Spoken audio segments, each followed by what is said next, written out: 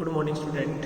देखिए आज हम अपनी जो नेक्स्ट टॉपिक है उसका जो डिटेल से हम स्टडी करेंगे। एमएससी फाइनल में जो अपने कोडेटा की बुक है उसके अंदर हमने अब तक जो पढ़ा था जियोलॉजिकल टाइम स्केल हमने स्टडी की है। Geological time scale and fossils 5 unit हमने स्टार्ट की थी। अब हमारे पास में 5.2 जो हमारा टॉपिक है origin, evolution and general character of origin, evolution and general character of Agnatha. और एगेंथा की किसकी स्टडी है? Ostracodermi and cyclostomata. मैंने पिछली क्लास में आपको इसका क्लासिफिकेशन की क्या पोजीशन है उसके बारे में आपको डिटेल से बताया है, ठीक है, कि किस प्रकार से इसमें क्लासिफिकेशन होता है, कि इसको हम किस जगह पर स्टडी करते हैं, ठीक है। अगर हम देखो इसकी क्लासिफिकेशन की स्थिति देखते हैं तो ये एगेंथा जो होते हैं वो प्रिमिटिव वर्टिब्रेट्स होते हैं, आदिम प्रकार के वर्टिब्रेट हैं, ठीक है। यानी इनके जो फॉसिल्स हमें प्राप्त हुए हैं, जो जीवाश्म हमें प्राप्त हुए हैं, उनके अंदर हम देखते हैं तो ये कौन से वर्टिब्रेट हैं? जालेस, जबड़े रहित, अर्थात इनमें जबड़े नहीं पाए जाते। और जबड़े नहीं पाए जाते इसके अंदर 2 प्रकार की क्लासेस आती है, ओस्ट्रिकोडर्माई एंड साइक्लोस्टोमेट, ठीक है। सबसे पहले जो जालेस प्रिमिटिव वर्टिब्रेट थे उसमें आते हैं ओस्ट्रिकोडर्माई,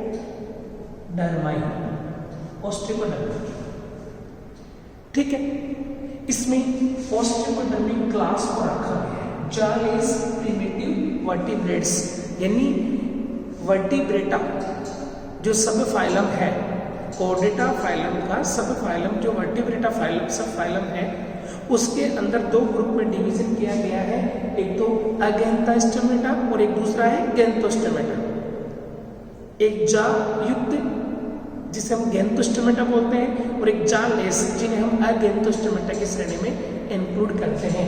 और इसमें जो आते हैं ये एगेंथा है और इसके अंदर ओस्ट्रिकोडर्माई फर्स्ट क्लास वो क्लास है जो प्रिमिटिव जालेस वर्टिब्रेट्स कहलाते हैं, ठीक है।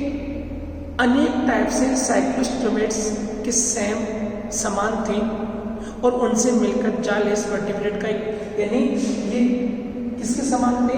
साइक्लोस्टोमेट्स के समान थे। और साइक्लोस्टोमेट और ये दोनों मिलकर के बनाते हैं एगेंथोस्टोमेटा। ये ग्रुप है, किसका ग्रुप है? वर्टिब्रेटा। वर्टिब्रेटा का एक सब फाइलम है, ठीक है। अगेंथा का फाइलम यानी कोडेटा में ही है। ये मैंने आपको क्लासिफिकेशन की पिछली क्लास में मैंने क्लासिफिकेशन की स्थिति बताई थी कि कोडेटा है, कोडेटा को 2 भागों में बांटा गया है, 2 डिवीजन किए गए हैं, क्रेनिएटा और एक है एक्रेनिएटा। क्रेनिएटा को दूसरे सब फाइलों में बांटा गया वर्टिब्रेटा, और वर्टिब्रेटा के अंदर 2 ग्रुप आते हैं, एक आता है एगेंथा और दूसरा आता है गैंथोस्टोमेटा। एगेंथा में 2 क्लास आती है, वो है ओस्ट्रिकोडर्माई और दूसरी आती है साइक्लोस्टोमेटा। ओस्ट्रिकोडर्माई पूर्ण रूप से विलुप्त हो चुके हैं, साइक्लोस्टोमेटा जीवित हैं, ठीक है। तो हम यहाँ पर ओस्ट्रिकोडर्माई यानी इनकी उत्पत्ति कहाँ से हुई है उसके कहां से हुआ, ठीक है, ओरिजिन होने के बाद भी इनका ओवोल्यूशन कैसे हुआ, कि ये किस प्रकार से आगे की तरफ। देखो ऑस्ट्रिकोडर्माई की अगर बात करते हैं time of origin, time of origin की अगर बात करें तो टाइम ऑफ ओरिजिन इनका फर्स्ट टाइम जो ये फाइलम है, होल्ड रखने के बाद,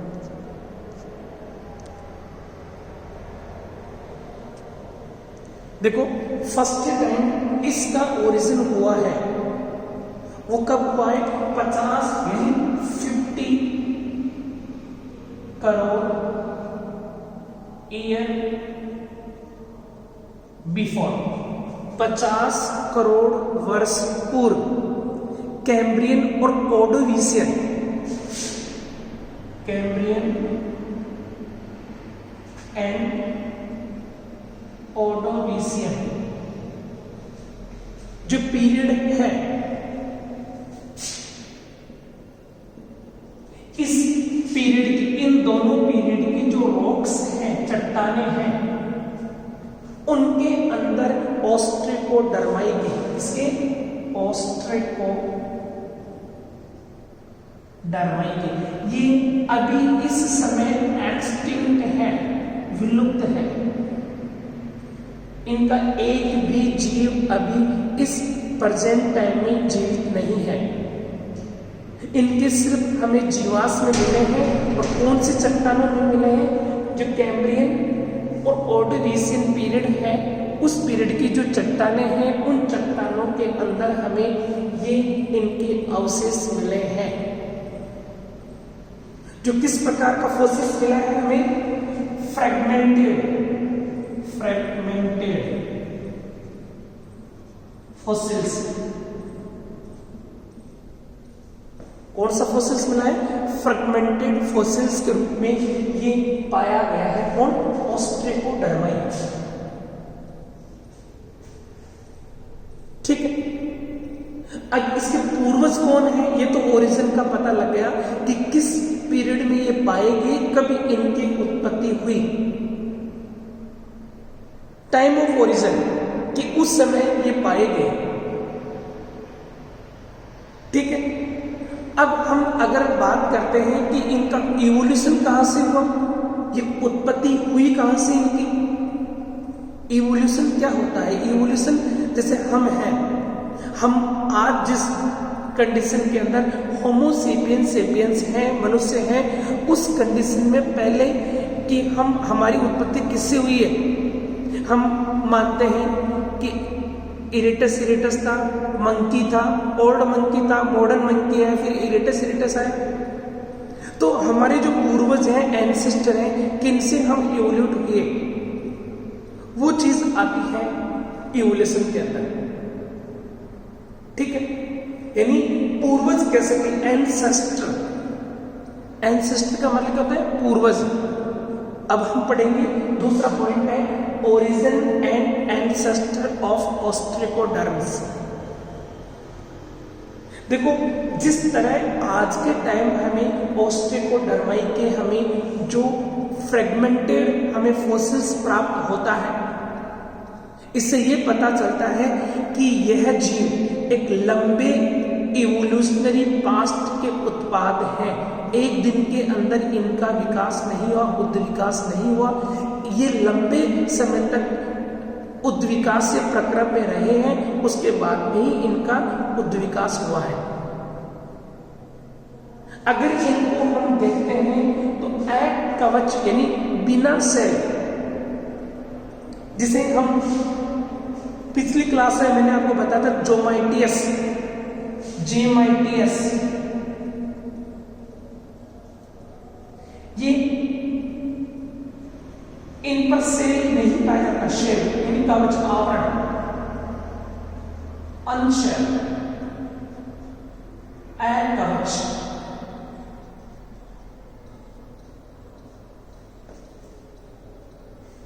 जोमाइटियस एक मछली की तरह दिखने वाला है, ठीक है। इस इससे उत्पत्ति मानी जाती है ऑस्ट्रेकोडर्म्स की। किसकी मानी जाती है? ऑस्ट्रेकोडर्म्स की। ये एक जॉलेस प्राइमरी वर्टिब्रेट, ये क्या है? जॉलेस प्राइमरी वर्टिब्रेट है। और इसकी अगर हम स्टडी करते हैं, इस वर्टिब्रेट की अगर हम स्टडी करते हैं तो हमें क्या क्या दिखाई देता है, यानी इसकी अगर फॉसिल्स, इसकी अगर हम स्टडी करते हैं तो हमें एक कंक्लूजन पर पहुंचते हैं। इसका मतलब कि इसमें एक स्मॉल इलोंगेटेड ट्यूबुलर शेप थी इसकी। कैसे थी? स्मॉल इलोंगेटेड, लंबा, ट्यूबुलर यानी नलिका का एक संरचना के रूप में ये जीव था जोमाइटियस। इसके स्ट्रक्चर को अगर हम देखते हैं तो हमें इस प्रकार की स्ट्रक्चर नजर आती है।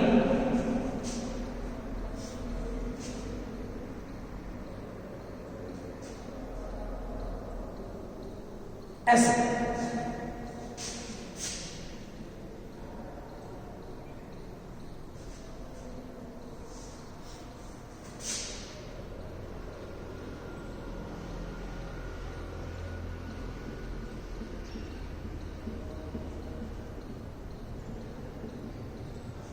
ये एक आइस है, ठीक है।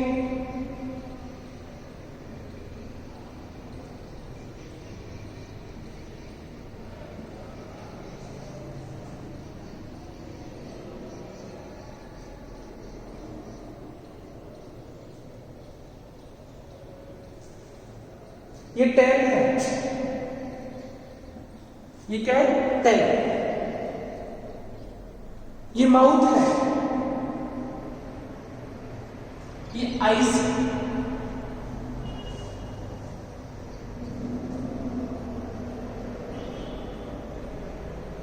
ये जोमाइटिस की स्ट्रक्चर है। इसकी स्ट्रक्चर है जोमाइटिस की।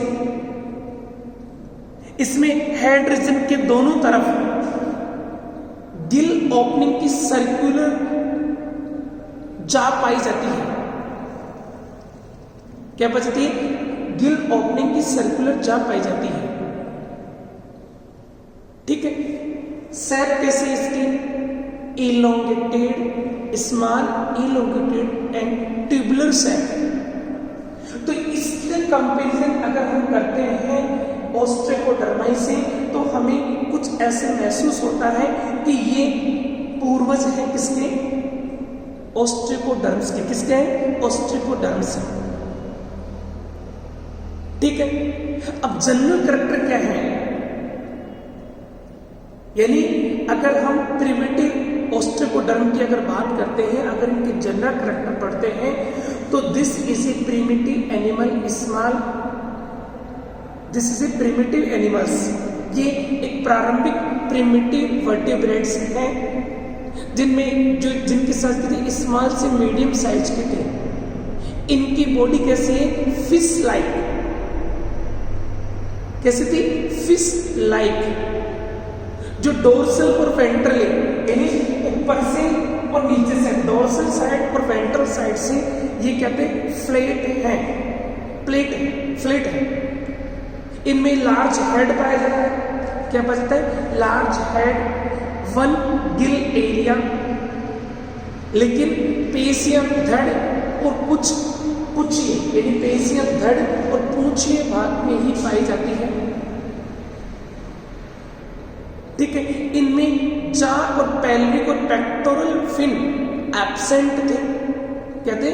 जा, पेल्विक और पेक्टोरल जो फिन होते हैं, जो पेड फिन आते हैं, वो एब्सेंट है इनके अंदर, नहीं पाए जाते इनमें, ठीक है।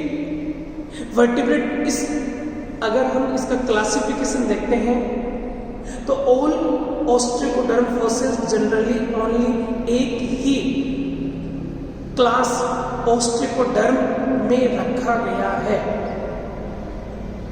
ठीक है। अगर इनका हम देखो, इनका अगर हम बायोलॉजिकल सिग्निफिकेंस देखें ऑस्ट्रिकोडर्म का अगेनता का अगर हम बायोलॉजिकल सिग्निफिकेंस देखते हैं तो ऑस्ट्रिकोडर्म इज स्पेशली इंटरेस्टिंग बिकॉज वह पास्ट यानी पोस्ट कैम्ब्रियन और ओर्डोविशियन जो रॉक थी उनमें स्थित लगभग 80 करोड़ वर्ष पहले 80 करोड़ वर्ष पहले सबसे प्रिमिटिव टाइप के वर्टिब्रेट हैं। और प्रिमिटिव टाइप के वर्टिब्रेट हैं तो हम मान सकते हैं कि जितने भी वर्टिब्रेट हैं उनकी उत्पत्ति इसी से मानी गई है। ये ह्यूमन सहित सभी वर्टिब्रेट के सूक्ष्म एंसेस्टर हैं। ये बायोलॉजिकल सिग्निफिकेंस इनका, यानी ऑस्ट्रिकोडर्म जो है इनको हम आदिम प्रकार के प्रिमिटिव मानते हैं। विलुप्त हो गए, विलुप्त होने का अलग कारण है, लेकिन हम इनको आज भी ये मान सकते हैं कि ह्यूमन सहित सभी वर्टिब्रेट के सूक्ष्म एंसेस्टर हैं। ठीक है, अतः हम देखो अगर इनके फॉसिल्स जो प्राप्त हुए, इनके जो जीवाश्म प्राप्त हुए, उनका अगर माइक्रोस्कोप से स्टडी करें तो स्ट्रक्चर की मोर कॉम्प्लेक्सिटी शो करता है। यानी इसकी स्ट्रक्चर होती है ना वो बहुत ही ज्यादा जटिलता प्रदर्शित करती है, जिसका अभिप्राय क्या है, जिसका मीन्स क्या है कि ये वर्टिब्रेट बहुत ही प्रगतिशील डेवलप्ड थे और फॉसिल्स बनने से पहले इनका डेवलपमेंट काफी हद तक हो चुका था। यानी प्रिमिटिव तो थे ही थे, लेकिन इस काल की जो चट्टानें हमें प्राप्त होती हैं जो विलुप्त हो चुके हैं, उन प्राणियों की अगर हम माइक्रोस्कोपिक स्टडी करते हैं तो हमें यह पता लगता है कि इनकी स्ट्रक्चर बहुत ही कॉम्प्लेक्स थी, कॉम्प्लेक्सिटी थी उनमें, यानी जटिलता थी। और जटिलता अगर हमें वो मिलती है इनके फॉसिल्स के अंदर तो हम एक निर्णय पर पहुंच सकते हैं कि अगर इनका आज के समय से कंपैरिजन किया जाए तो हमें ये महसूस होता है, इनके टेस्ट से, इनके परीक्षण से ये पता चलता है कि ये जब विलुप्त हुए थे तब इनका डेवलपमेंट पूर्ण रूप से हो चुका था। इनमें डेवलपमेंट की उस समय आवश्यकता नहीं थी। ठीक है, अब अगर हम इनके विलुप्त होने के कगार अगर हम देखें कि विलुप्त होना यानी कैसे विलुप्त हुए, कारण क्या है, तो विलुप्त होने का सबसे बड़ा रीजन एक ही है, ये जबड़े रहित हैं। ये क्या है? जबड़े रहित हैं। और उसी समय साइक्लोस्टोमेट्स